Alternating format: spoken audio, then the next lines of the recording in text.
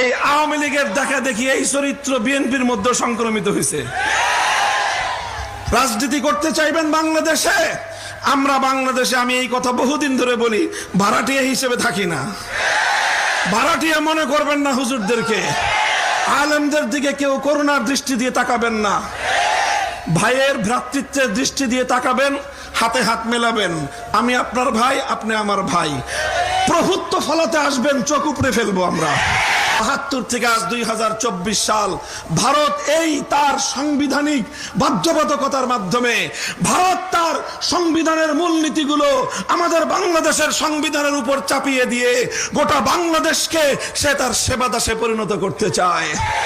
ভারতের সংবিধান থেকে পাচারকৃত ভারতীয় মাল, ধর্মনিরপেক্ষতা নামক কুফরি মতবাদ, দিল্লির উপরে এটাকে ট্রান্সফার করতে হবে। বাংলাদেশের সংবিধান থেকে ধর্মনিরপেক্ষতাকে বাতিল করে আল্লাহর উপর আস্থা, বিশ্বাস, ঈমানের ধারা ফিরিয়ে আনতে হবে।